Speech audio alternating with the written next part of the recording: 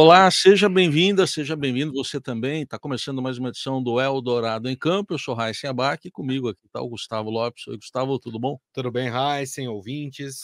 A nossa convidada é jogadora de vôlei de praia, também fundadora do Instituto Levante, que é um projeto que leva o vôlei de praia a populações carentes. Eu posso dizer já na abertura que eu adorei o trocadilho também, essa proposta de levantar a bola, mas também é bem legal esse nome, a gente vai falar com ela.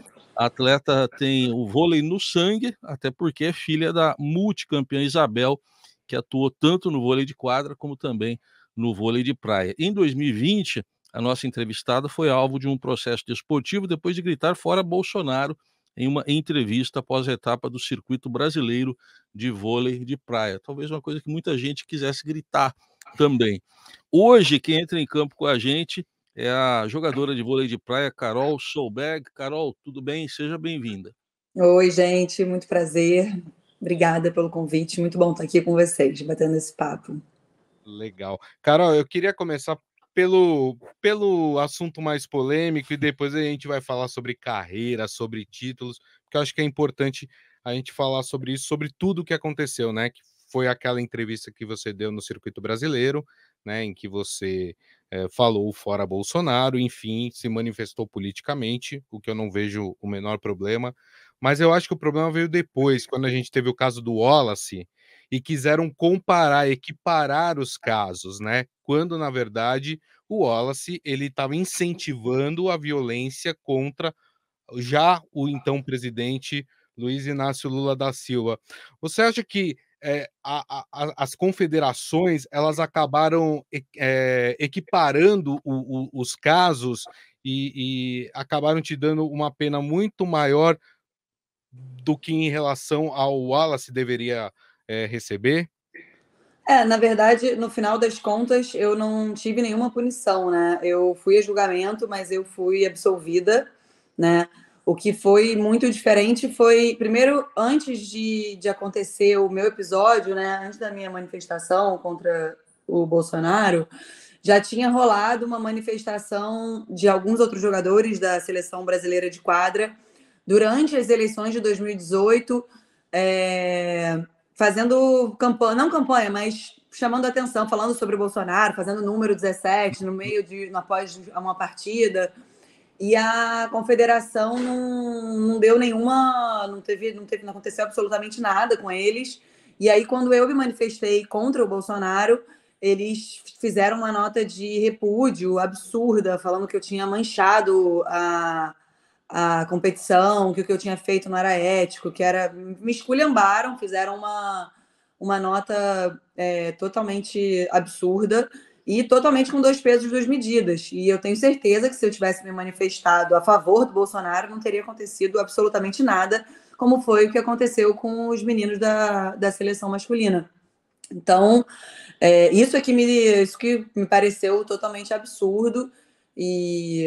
Mas é isso, assim, o outro caso, né, depois esse episódio do Wallace envolvendo, falando, né, incitando a violência, né, aquilo foi um absurdo total, já vai para uma outra esfera, ali para mim, na minha opinião, isso aí já é uma outra coisa que não é escolher um partido, escolher um político, nada disso, para mim isso é crime. Então, não tem como comparar as duas coisas, sabe? Perfeito. Acho que no Código Penal não dá nem para tipificar, não dá para você pegar o Código Penal e dizer o que quer dizer o fora, seja quem for, não está ali, não está escrito nada no Código Penal. Agora, você incentivar alguém, ainda que diga depois que é de brincadeira. Não, exatamente, é contra a lei, não está nem na justiça esportiva, não está no âmbito do esporte, já vai para uma outra, né, camada. Então, deixa eu aproveitar para te perguntar se você acha que isso ainda está ali muito, não estou falando mais especificamente do seu caso, nem do Wallace, mas a política está muito presente ainda, com essa polarização no esporte, de uma forma geral, e no vôlei, ou você está vendo o vôlei seguir o seu caminho, independentemente desse assunto? Olha, eu não vejo, eu acho que a política está em tudo, acho que a política está no nosso, você acorda, o jeito que você se comunica, o jeito que você se veste, o jeito que você olha para o seu olhar para o mundo, acho que a política não tem como separar uma coisa da outra. O que, para mim, isso que é o grande lance.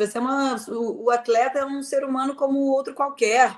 E somos seres políticos, né? Então, quando você entra em quadra, você não está... pelo menos eu, né? Estou falando de mim, não posso falar dos outros, né? Quando eu entro em quadra, eu entro com tudo que eu sinto, que eu vivo, que eu vejo, o que me toca. E eu acho que, na verdade, o que você tem que ter, qualquer ser humano tem que ter, eu sou um ser humano como outro qualquer, eu pago minhas contas, eu voto, né? Eu pago os meus impostos, eu tenho que ter o direito de falar sobre o que eu senti, sobre o que eu tiver vontade, simplesmente sobre isso. Eu acho que querer que o atleta seja um ser que só pense naquilo ali, só faz aquele seu esporte, e como se fosse uma coisa meio sagrada, eu acho uma grande bobagem isso, porque não é isso. Quando você entra ali, você entra com tudo. Então, se você tem vontade de falar sobre determinado assunto, eu acho que você tem que se sentir no direito e ter essa liberdade. E respeitar também quem não tem a menor vontade. E tudo certo. Ninguém é obrigado a falar sobre nenhum assunto. Ninguém tem que se manifestar sobre todas as coisas. Eu acho que isso... Eu entendo que, para muitos atletas, é muito difícil você sendo atleta, você vive muito para você ali, o seu mundo, a sua performance, a sua alimentação, o seu treino, o seu dia a dia, o seu estado psicológico para aquela competição, que envolve tantas coisas. E às vezes você só quer pensar naquilo mesmo e tá tudo certo. Mas se tem alguma coisa que está dentro de você e você tem necessidade, tem vontade, sente que aquilo é importante, eu acho que não, é inegociável essa liberdade, sabe? Você tem que falar o que você quiser. E o que me parece mais absurdo é ainda as pessoas falarem, né, que o atleta é exemplo para isso, para aquilo, para a criança. Como é que você pode ser exemplo para a criança se você não pode falar sobre o que você pensa? Se você tem que ficar está vendo um absurdo acontecer no mundo e não posso falar sobre isso, porque isso aqui pode gerar isso, pode gerar aquilo, pode gerar uma punição, o patrocinador pode não gostar. Tipo, eu acho lamentável.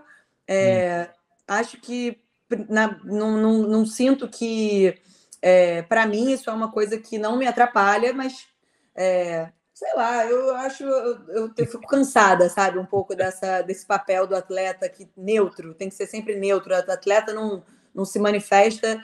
Eu acho uma grande chatice, porque, para mim, quando eu tenho um ídolo, é claro que eu acho o máximo ver um grande atleta arrebentando, né, no seu esporte, com uma performance incrível, eu acho lindo, mas eu admiro os seres humanos, sabe? E para mim tá tudo junto. Então eu acho tão bacana quando eu vejo um Lewis Hamilton da Fórmula 1, que é um esporte tão de elite, o cara sempre se colocando, falando sobre assuntos, sabe? Saindo da sua bolha, sabe? E isso é tão, tão bacana. Verdade. E eu acho que você tem que usar a sua voz se você pode usar a sua voz, se você tem esse poder o atleta naturalmente tem um poder de educar de uma forma tão bacana, tão legal, de chegar a essa mensagem. E eu acho que se você usa isso para causas importantes para o mundo, só tem a acrescentar. Eu acho, inclusive, que os atletas deveriam ser estimulados a falar sobre assuntos humanos, sabe? Que chamem atenção para isso, sobre racismo, sobre homofobia, sobre o meio ambiente, sabe? Eu acho que isso só faz bem. Acho que é importantíssimo usar o esporte como um canal de troca, de chamar atenção para esses assuntos. Agora, é claro que ninguém é obrigado a nada. Eu também não me sinto assim porque eu me manifestei. Eu não me sinto com nenhuma obrigação por ter me manifestado contra o Bolsonaro. Agora eu tenho que falar sobre tudo. Não, eu falo sobre o que eu quiser e o que eu tiver à vontade.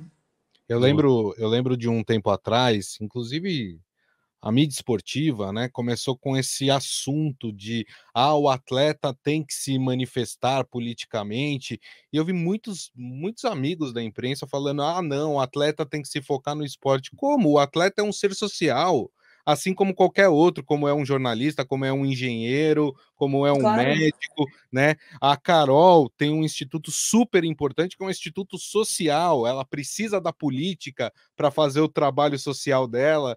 Então, eu vejo como um absurdo quando as pessoas questionam se o atleta pode ou não pode se manifestar politicamente. E digo, deve, até a Carol lembrou bem, o atleta é exemplo, né? As pessoas querem saber o que o atleta pensa também, né, Carol? Eu acho, pelo menos é como eu vejo também.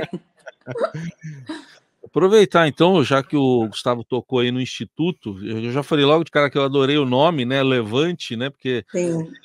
tem o sentido de levantar, mas também tem o sentido levantar a vida das pessoas. Levantar a vida das pessoas e de provocar É. uma mudança também. Queria que você falasse um pouco desse trabalho, se o nome é uma criação sua também, enfim, por que esse nome? Então, foi muito engraçado. Quando o nome surgiu, tava eu e meu marido em casa, e eu falando, caraca, eu não sei qual nome que eu quero dar, pensando, quebrando a cabeça ali, escrevendo várias coisas. E aí ele falou assim, por que você não bota Sudoeste? Aí eu falei, Sudoeste? Não, é um vento que quando entra na praia, acaba com a praia, fica, não dá para jogar, entra o mar, fica todo mexido. E aí eu lembrei de um vento que se chama Levante, que tem no deserto, que é um vento que traz muita mudança, é um caos, mas que traz muita mudança. E aí, na hora que eu pensei no vento Levante, eu falei, caraca, o nome é perfeito, é isso, levante, porque é um fundamento do vôlei, né, de levantar a bola, é uma expressão que eu uso o tempo inteiro, toda hora eu falo, eu vou ali na praia dar um mergulho para dar um levante, vou fazer isso para dar um levante, sabe, é uma expressão que eu uso diariamente, e é isso, né, jogar para cima. Então, na hora, quando veio esse nome, eu falei, é esse, não tenho a menor dúvida. Foi assim. E eu trabalho, quantas crianças vocês trabalham no Instituto? Então, o projeto começou super pequenininho, assim, quando eu iniciei o Levante, eu não tinha nenhuma experiência, né, como começar um projeto social, não tinha a menor ideia, eu só tinha certeza que eu queria começar, e falei, agora chega de ficar falando que, não aguento mais ver isso, ver aquilo, e não faço absolutamente nada concreto, e eu tenho energia, eu conheço um monte de gente, basta eu botar força nisso que eu vou conseguir fazer. E se é para melhorar a vida de uma criança, já vai estar fazendo todo sentido o projeto. Então, eu comecei ligando, primeiro eu comecei a visitar todos os projetos sociais aqui no Rio, fui em várias escolas municipais, visitei o Reação, do Flávio Canto, que é meu amigo, fui em alguns outros no Vidigal, na Rocinha, e para entender minimamente. E aí, nessas minhas idas, eu comecei a convidar as crianças a falar que se elas tinham vontade de jogar vôlei de praia. E aí fiz uns panfletos. Foi tudo muito assim, tipo, eu ligando para as pessoas, liguei para alguns amigos, usar a minha rede de amigos, cada um podendo ajudar do jeito que rolasse, fazia os sanduíches em casa. E foi, cara, começou com 40 crianças, a gente distribuiu, recebemos mais ou menos uns 40 inscritos. Fomos para o primeiro dia, não tinha a menor ideia se ia aparecer alguém, se não ia.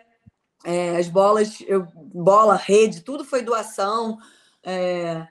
E aí foi isso, cara. Agora a gente está com 110 crianças, temos 8 professores, tá muito bacana o projeto.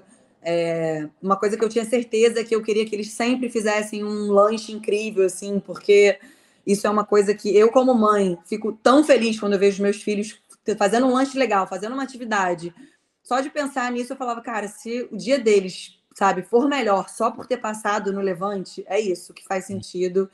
E eu quero que o Levante seja um lugar muito, assim, mais do que qualquer coisa, que seja um espaço de acolhimento, sabe? Claro que eu quero que eles estejam lá, joguem, aprendam, né, um esporte novo, mas que seja um lugar de conforto, que eles saibam que eles podem ir ali, mesmo se não tiverem com a menor vontade de jogar naquele dia, um lugar de confiança que, né, eles podem trazer os assuntos que aconteceram. Acontece muito deles chegarem num dia difícil, aconteceu coisa em casa, na escola. Então é um espaço que eles sabem que é deles. E é isso, assim, tá sendo muito legal. E a ideia é usar essa rede de apoio de amigos, cada um chegando com o que tem, sabe? Se eu tenho um amigo que toca violão, vamos fazer um sarau para a criançada? Vamos fazer, tem amigo que tem um teatro, vamos conseguir levar todos ao teatro, sabe? Fazer programas, levar mais qualidade de vida mesmo. E Desculpa, tá. Carol, esporte com transformação social, as duas coisas andando juntas. Você deve ter visto já várias histórias assim. Você tem alguma aí para contar para a gente que tenha te tocado aí o coração?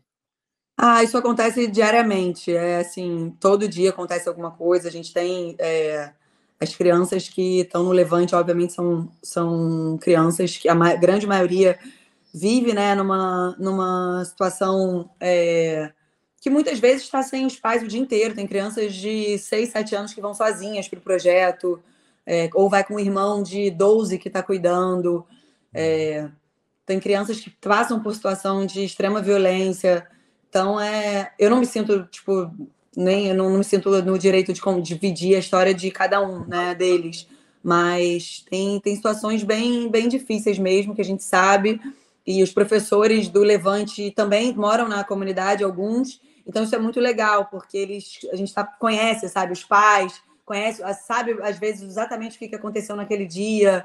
Então, tem uma troca muito bacana. A gente tem uma psicóloga que é maravilhosa, que acompanha o projeto desde o primeiro dia, a Renata. E é isso, assim, a ideia do projeto é essa, de ser esse lugar de segurança e acolhimento. E agora, pela primeira vez, como tem uns 3 meses, a gente escolheu os melhores, os que estão se destacando, assim, né, na modalidade, jogando super direitinho. E aí eles estão fazendo agora fora do Levante, a gente patrocina eles para eles treinarem 2 vezes por semana, além do Levante, sabe? Numa coisa um pouco mais séria. Legal. E isso está sendo muito bacana, muito legal ver a evolução, além de saber que eles têm essa troca, saber que eles estão evoluindo mesmo e tendo possibilidade de escolher um esporte. E é isso. Legal.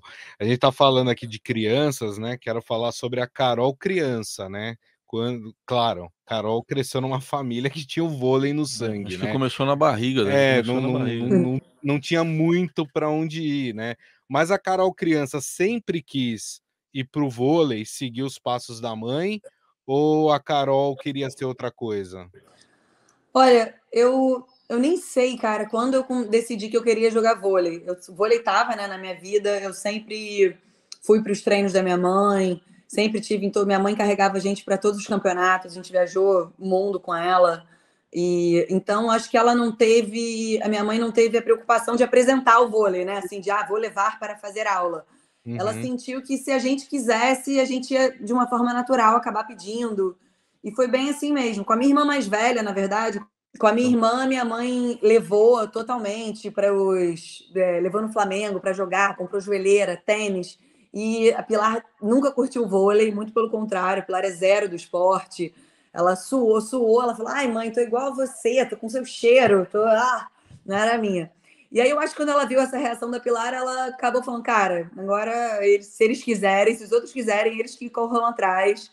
E acho que ela acabou apresentando um outro mundo pra gente. Assim, nós todos fizemos aulas de violão, de piano, gaita, sabe? O sonho da minha mãe era ter um filho pianista. Todos nós fizemos aula de piano, todos um desastre total. E aí fiz natação, ginástica olímpica, basquete. Até o dia que eu falei, cara, eu quero fazer vôlei. Vi a minha irmã. Na verdade, eu vi a minha irmã, a Maria, toda paramentada, com uniforme, joelheira, roupa do Flamengo. Aí eu falei, eu acho que eu quero também. E aí pedi para minha mãe para eu ir. E aí, desde então, quando eu entrei na escolinha do Flamengo, dali eu tive certeza, falei, cara, eu adoro isso. E aí aconteceu meio que naturalmente. Fui melhorando, aí primeira pré-equipe, mirim, infantil, aí seleção carioca, e aí foi acontecendo de um jeito natural. E essa criança, Raíssen, que começou assim, hoje é terceira no ranking mundial, junto com a Bárbara, né? Com a parceira dela do vôlei de praia, então deu muito certo. Queria chegar no vôlei de praia, mas antes saber, assim, embora parece que a sua mãe conduziu tudo de forma muito natural, se quer, ok, se não quer, ok também. Mas ela foi inspiradora de alguma forma, ali mesmo daquele jeito dela de não forçar nada, foi inspiradora para você? Total, não, claro, minha mãe sempre foi minha inspiração, ela foi minha treinadora, né? Minha mãe foi minha treinadora dos 15 até, sei lá, 20, muitos, nem lembro quando, a gente correu. Na verdade, meu primeiro torneio profissional que eu joguei na minha vida foi com a minha mãe. Eu tinha 15 anos e eu jogava vôlei de quadra, e aí eu decidi ir pra praia jogar com a Maria, com a minha irmã. E aí eu ia jogar com uma menina, tava tudo inscrita, só para meio que conhecer o vôlei de praia, ser o primeiro campeonato adulto, ia me inscrever no qualifying. E aí tava tudo, ia ser no Recife, passagem comprada, e aí a menina machucou na semana que a gente ia. E aí eu olhei para minha mãe, não jogava, já tinha alguns anos, eu falei, mãe, vamos comigo, eu não quero deixar de ir. Aí minha mãe treinou 3 dias antes do torneio, e aí a gente jogou juntas esse campeonato, foi incrível, a gente passou no qualifying, depois ficamos em último no torneio, mas foi um barato, a gente jogou, sei lá, quantos jogos, eu tinha nenhum ponto, 0 pontos, ela também, então a gente teve que jogar várias eliminatórias simples, as duas morrendo num calor de 40 graus no Recife, e foi incrível. E aí, desde então, minha mãe, logo em seguida, joguei esse campeonato com ela. Já no ano seguinte, eu comecei a jogar com a Maria Clara, minha mãe sendo nossa técnica. E eu aprendi tudo com ela, tudo. Ela que me ensinou tudo. E eu sempre me inspirei no olhar para minha mãe pelo esporte. Assim, eu acho que a maior lição assim que eu tenho é a coisa do amor mesmo por uma coisa, sabe? Fazer o que a gente gosta é uma tremenda sorte. E eu sempre vi minha mãe jogou, né, desde dos 12 anos, e minha mãe sempre fez isso com muito amor. Minha mãe sempre teve uma paixão, assim, pelo vôlei, por a gratidão pelo vôlei ter aberto todas as portas na vida dela e ter dado tanto a gente, né, possibilidade de conhecer o mundo e viajar e estar junto. Então eu me sinto muito sortuda de ter podido vivenciar todos esses momentos com a minha mãe, com os meus irmãos. E minha mãe é isso, minha mãe sempre foi a minha grande inspiração, total. Aliás, eu vou dizer uma coisa, acho que fora da quadra também, fora da praia também, né? Porque você Muito mais, não muito daí ela, assim, no não, sem posicionamento dúvida. político, assim, na expressão mesmo, na firmeza da expressão. Ela passou tudo isso para vocês também. Não, isso não tem nem o que falar, sem palavras. Isso, na vida, minha mãe é pessoa. Nossa, minha mãe ensinou tudo. Meu olhar para o mundo, as trocas, o posicionamento dela, a generosidade. Minha mãe não tem igual. E só lembrando, né, Isabel e a sua geração é que transformaram o vôlei brasileiro no que é hoje, né? Se hoje o vôlei brasileiro é reconhecido mundialmente, né, tanto na quadra como na praia, muito a gente deve a Isabel por todo o trabalho que ela fez junto com todas as pessoas, né, que estiveram da geração dela no vôlei brasileiro. A gente sabe, Carol, que no vôlei de praia encontrar a parceira ideal é fundamental, né? Eu digo que é um grande. Lembra aqueles desenhos japoneses que juntavam vários carrinhos, viravam um robô gigante? É. É mais ou menos isso, né? Vira um Transformer, né? Cada uma vira um braço, uma Sim. perna, uma coisa de algo muito maior. Queria que você falasse um pouco como é que foi esse encontro com a Bárbara, né? Que hoje é a sua parceira e que vocês estão aí, vocês são uma das 3 melhores duplas do mundo. Olha, eu e a Bárbara, a gente nasceu praticamente, ela nasceu 3 de agosto, eu nasci 6 de agosto do mesmo ano, de 87. A gente cresceu juntas no vôlei. A gente jogou campeonatos sub-18, sub-21 juntas. A gente é da mesma geração, jogamos quadra juntas no Flamengo também. Então eu conheço a Bárbara desde garota. Fomos adversárias, né, a vida inteira. Jogamos esses mundiais juntos, né? Esses juvenis, subs, mas desde então sempre fomos adversárias e sempre estivemos nos mesmos torneios, né? E aí o que aconteceu foi quando eu tive meu segundo filho, eu parei de jogar com a minha irmã e aí acabei jogando com várias pessoas. Joguei 2 anos com a Maria Elisa, joguei com a Juliana, joguei com a Thalita. E aí, quando eu estava jogando com a Thalita, eu mudei de posição, eu estava mais na defesa. E me deu vontade de voltar a jogar no bloqueio. E a Bárbara também estava sem parceira, estava procurando também. E foi isso, peguei o telefone, liguei e foi literalmente assim. Eu que chamei ela para jogar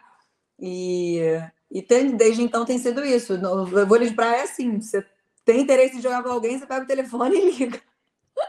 Mas precisa dessa sintonia, né? Senão não. E aí foi isso, de cara bateu. Às vezes não bate, né? Às vezes não tem química nenhuma. Você chega, ou então tem química na quadra e a relação é super difícil, né? No vôlei de praia, a gente que monta a nossa equipe, né? A gente tem uma treinadora, que é a Letícia, que é uma multicampeã. Então, isso dá muita segurança para a gente montar essa nossa estratégia dos campeonatos que a gente vai, onde a gente abrir mão de alguns torneios para essa preparação, né? Porque é uma corrida olímpica muito longa, então você tem que fazer uma estratégia, assim, de o que vale a pena jogar, o que você não vai jogar, abrir mão de algumas etapas do brasileiro para priorizar a parte física. Então é super difícil isso, e eu acho que a gente tem uma equipe, a gente acredita muito nesse investimento da nossa equipe. A gente tem uma equipe que tem psicólogo, fisioterapeuta, estatístico, preparador físico, assistente técnico. É uma equipe enorme, sabe? Fisiologista. Então, às vezes as pessoas veem só nós duas ali, mas é uma equipe enorme que está ali por trás, nutricionista. Então, todo mundo envolvido, todo mundo trabalhando junto, trocando. A importância de cada um é fundamental, sabe? O que cada um dá ali no dia a dia de treinamento faz toda a diferença. E eu e a Bárbara, a gente acredita muito nisso, assim, de delegar essas funções, de confiar nas decisões do time todo, de ter prazer no dia a dia de treinamento, conseguir encarar as derrotas com calma também, com leveza, porque não né? Você correr um circuito mundial, você passa muito perrengue. Então, a gente já passou por muita coisa juntas, a gente já enfrentou bastante desafios, assim, momentos ruins, bons, e eu acho que a gente encara isso esse trabalho de uma forma parecida. Acho que isso que é o que facilita assim, o nosso convívio, né? O nosso dia a dia. A gente tem uma coisa de confiança mesmo, eu consigo. Você tá ali em quadra, eu só tenho a Bárbara do meu lado quando eu tô ali dentro de quadra. Então, se eu não confiar nela, se eu tiver algum tipo de melindre, você tá totalmente vulnerável.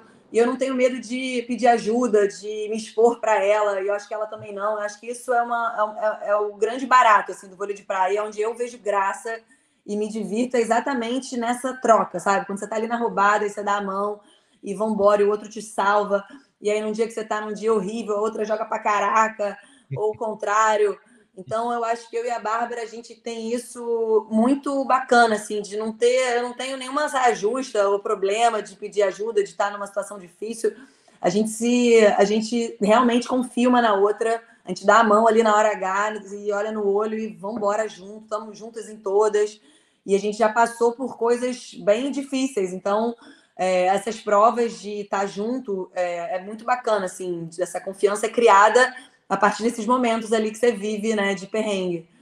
E eu acho que a gente foi construindo o nosso time muito com verdade mesmo. Nessa estrutura toda que você falou que tem por trás, de vocês, queria que você falasse um pouco dos treinos, da rotina de vocês, se é muito diferente do vôlei de praia para o vôlei de quadra, porque a gente assistindo, às vezes fica tenso ali, você fala: "Não vai chegar, não vai chegar", e aí vai ver, chega, não sei como que chega, mas chega na bola. É muito diferente o treino da praia para a quadra? É bem diferente. A preparação física da praia é uma preparação específica para aquela situação, né, de areia, que é totalmente diferente. Então, o treino é outro, a parte física na academia é outra, a parte física aeróbica é outra. Então, imagina, na praia você lida com situações extremas, né? A gente joga, às vezes, num calor de 40 e tantos graus. Na semana seguinte, a gente está jogando num frio na Noruega, gelado, com roupa. Às vezes, a gente chega no torneio, que no dia do treino tá sem vento nenhum. Você chega no dia seguinte para jogar, tá um vendaval. Você joga a bola pro alto, a bola vai para outro lado. Então, a praia você tem que se adaptar muito rápido ao que está acontecendo naquele determinado jogo, naquele determinado dia. Tá passando vassoureiro aqui. Tudo bem. Mas é isso. Então, assim, a praia tem essa característica, assim, dessa adaptação rápida, né? Você nunca sabe o que você vai encontrar. Às vezes você joga debaixo de uma tempestade, chuva pra caraca, a bola fica um chumbo, pesada pra caramba, muda tudo. Então, são situações muito diferentes. Então, eu vou treinar na chuva, eu treino no vento, eu treino no frio, eu treino no calor. Eu treino, sabe? Então, areia fofa. Às vezes você chega num lugar, você pisa na areia movediça. Você fala, caraca, ferrou. Às vezes você chega num lugar tão taco, duro pra caraca, sabe? Aí você fala, meu Deus do céu. Então, é isso, é bem diferente. Legal. Bom, ano que vem nós temos Olimpíadas aí. Imagino que vocês estão com um planejamento todo voltado aí para chegar nos Jogos Olímpicos do ano que vem. Vocês estão disputando etapas do circuito mundial. Como é que está essa preparação e qual é a expectativa de vocês para confirmar aí essa vaga olímpica? Olha, essa corrida olímpica ela é muito longa, né? Vai até junho do ano que vem. Então, está totalmente em aberto, né? Ainda tem muitos torneios pela frente. A nossa estratégia, né? O que a gente se planeja, cada torneio é uma chance de pontuar, de estar ali. Então, a gente agora está indo. A gente passa julho todo fora do Brasil. A gente vai para Suíça, Portugal, Canadá. Tem 2 torneios no Canadá. Agora vem uma sequência grande de torneios, mas a nossa preparação é pensando que cada torneio vale tudo pra gente, sabe? Cada torneio é uma chance. E é isso até junho de 2024. Então tem que cuidar muito dessa parte física, né? Essa questão da fisioterapia, se manter, pensar nos torneios, né? Conseguir montar esse calendário de uma forma que a gente consiga priorizar os torneios mais importantes e, ao mesmo tempo, conseguir ao máximo de torneios possíveis para ter mais chances de pontuar. E o Brasil tem muitos times muito bons, então com certeza vai ser uma corrida disputada pra caramba. E é isso, a gente está preparada e dando tudo a cada competição. Só um detalhe, Raíssa, qual que é a pedra do sapato hoje? Aquela dupla que quando sai o chaveamento você fala, não, por que a gente foi cair justo nesse chaveamento? Para vocês, qual é a dupla que vocês enfrentam que apresenta mais dificuldade para vocês? Olha, no circuito mundial, hoje em dia, o circuito mundial foi para um nível muito alto, né? O torneio agora o torneio principal, o Elite, é um ranking de 11 times só que estão no ranking, e mais um wildcard e 4 que vêm do qualifying. Então, o nível está muito lá em cima. Muito lá em cima. Se você chegar no torneio, tem pelo menos 10 times que podem ganhar o torneio fácil, assim. Agora, se você for ver o último campeonato na República Tcheca, o pódio estava com 2 duplas que vieram do qualifying, entendeu? Pra você ter ideia de como varia. Sim. Então, assim, não tem como te falar uma dupla. Cara, eu entro em todos os jogos sabendo que eu posso perder, que eu posso ganhar de todo mundo e perder de todo mundo. Então, não existe mais. Se você pegar 10, 15 anos atrás, você chegava no torneio, os primeiros jogos do torneio eram sempre jogos tranquilos, assim, com times piores. Ia começar a encrespar nas oitavas, né? Nas quartas, que aí vinham os melhores times. Agora, o primeiro jogo do torneio pode ser a final do torneio seguinte, entendeu? Real, não é uma disputa de qualifying, pode ser uma disputa de uma semifinal. Isso tem acontecido tanto no masculino quanto no feminino. Você vê duplas muito boas não passando no qualifying, porque é um ranking só de 16. Então tem gente que está em 20º que é bom pra caraca, sabe? Uhum.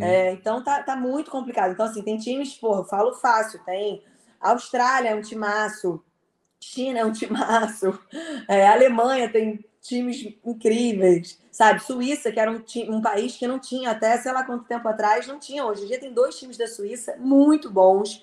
Então, assim, Letônia tem um time maravilhoso, sabe? Estados Unidos tem 4 times muito bons, estão sempre ali. E o Brasil, fora as nossas brasileiras, que tem pelo menos também sempre 5 brasileiros no torneio se matando ali, entendeu?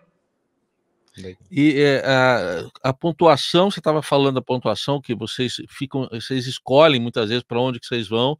Como é que se dá exatamente a classificação para a Olimpíada?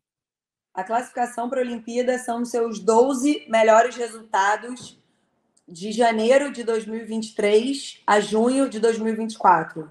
Então, você pode jogar 30 torneios e pegar os seus 12 melhores. Você pode jogar quantos... Tem que ter pelo menos esses 12 para fazer essa soma dos seus 12 melhores. Perfeito. É isso. Legal, bacana. Bom, você está falando aí da dificuldade, né, que há em relação à qualidade, né, que o vôlei de praia hoje tem no mundo inteiro, né? Você citou aí várias equipes. E aqui no Brasil, como é que a gente está pensando em renovação, em nova geração? O Brasil, pro futuro, o Brasil vem muito forte, continuará muito forte no vôlei de praia, pelo que você tem visto? Olha, eu acho que o Brasil sempre, né, chegou. É impressionante assim pensar como o Brasil sempre esteve, sempre surgiram novos talentos, sempre apareceu, né, meninas e meninos sempre muito bons.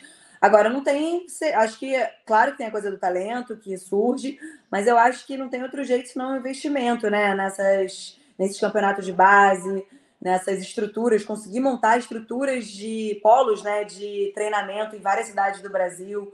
Eu acho que o grande desafio agora, para essas próximas gerações, e que sempre foi também, é conseguir montar assim, um profissional de vôlei de praia hoje em dia está trabalhando no amor, porque dinheiro nem os profissionais fazem, entendeu?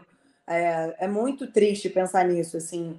Quem está se dedicando ao vôlei, quem está com a categoria de base, está fazendo porque ama muito esse esporte. Porque não tem como sobreviver fazendo isso, entendeu? Então, você vê profissionais muito bons, maravilhosos, que tem que dar aula o dia inteiro, e aí tem uma outra profissão, não consegue viver só disso, sabe? Então, eu acho que é fundamental a gente conseguir ter esses polos, sabe, nas cidades, em cidades grandes, em lugares estratégicos, que ofereçam essa estrutura de treinamento para essa garotada que está vindo. Viajar no vôlei de praia é muito caro. Você vai para um campeonato aqui dentro do Brasil, a passagem é uma. Né, as passagens estão caríssimas. Sim. Então, a maioria das vezes não paga a premiação para essa garotada que está indo. Você vai gastar 3, 4 mil reais de passagem, hotel, alimentação e não vai ganhar. Então, tem que ter esse investimento nessa garotada para poder correr circuito mundial, para poder viajar, para poder estar no brasileiro e principalmente acho que a galera que trabalha com isso, os profissionais, técnicos. É revoltante ver técnicos que são grandes treinadores e que estão tendo que arrumar outros empregos, porque não tem como sobreviver só com o vôlei de praia. Nesse. Então, Desculpa, isso. pode completar. Não, era isso. Nesse contexto que você está colocando, que papel você vê que deve ocorrer da parte do poder público, também da ajuda da iniciativa privada, mas que, enfim, o poder público, o que ele pode fazer e que não está fazendo? Lembrando que a gente está aí com uma ministra que é do vôlei, né, a Ana Moser. Eu acho que, assim, no Brasil, se a gente for pensar no Brasil, a gente tem um país que as pessoas, né, morrem de fome ainda. Muita gente está numa situação de extrema pobreza. Então, eu acho que pensando no esporte num país como o nosso, a gente não tem que pensar, a gente não consegue pensar só em medalhas olímpicas, em alta performance. Eu acho que o esporte no Brasil tem um papel que vai muito além disso. Eu acho que é um papel de. Chega, sabe, o esporte tem que ter, todo mundo tem que ter acesso, tem que estar nas escolas, qualidade de vida. Eu acho que é uma coisa muito. Claro que o alto rendimento é importantíssimo, a gente quer medalhas olímpicas, a gente quer muito mais, mas eu acho que vivendo no Brasil, a gente tem que pensar no esporte como uma possibilidade de trazer vida mesmo, sabe? Poder todo mundo conhecer, não tem que chegar, tem que chegar nas escolas públicas e ter quadras esportivas, tem que ter nas zonas, sabe? Isso é o principal, isso tem que ter, porque tem muito talento em tudo que é canto do Brasil e pessoas que não podem nem ter acesso, não tem como chegar, como é que sabe, como é que inicia uma prática esportiva? É na escola. As escolas têm que estar, né, equipadas, a gente tem que ter vários centros de esporte espalhado. Então, eu acredito que a Ana Moser, né, eu acho que esse é o olhar dela, acho que isso vai acontecer, eu acho que isso é o principal objetivo. O Brasil tem um plano muito incrível que é o Bolsa Pod, um Bolsa Atleta, que possibilita milhões de atletas a continuarem, a poderem investir, se dedicar a esse esporte, mas não é suficiente, tem que vir de outras formas, as confederações têm que ter o comprometimento em usar esse dinheiro, essas verbas que são destinadas a isso, realmente chegarem, né, para os atletas, porque você vê aí dirigentes ganhando uma fábula, você chega numa confederação, tem um monte de gente engravatada, sentada, ganhando 100 vezes mais do que os treinadores e que os atletas. Então, esse dinheiro chega nas confederações, mas tem que chegar para trazer estrutura para a galera que trabalha e que está se dedicando, porque depois chegar e ficar cobrando medalha é mole. Então, é isso. Eu acho que o dinheiro tem que chegar no lugar certo, sabe? É o que a gente quer. É difícil, né? É difícil, é verdade. A gente conhece, a gente sabe como acontece as coisas, infelizmente, nesse país. Mas olha só que interessante, a gente começou falando de política e a gente está encerrando o papo falando de política para tudo é mostrar, política, porque né? tudo é política, né? Pois é, E sem política não tem esporte, né, Carol? Não tem jeito. exatamente. Não tem jeito, não tem jeito, tá tudo misturado. Né? Isso chega a ser ridículo, esses caras pedirem para não falar de política, sendo que eles usam, né, o esporte o tempo inteiro para se promoverem, para chegarem nesses lugares. Você vê os políticos usando o esporte como palco, né, para se promoverem também o tempo inteiro. Né? Então é uma grande hipocrisia. É verdade. E o mais importante, a Carol falou uma coisa, porque nem todo mundo vai virar um atleta de alto rendimento, nem todo mundo vai chegar a viver do esporte, né? Mas é importante ter a base do esporte, como base de educação, como base Sim. social para as crianças.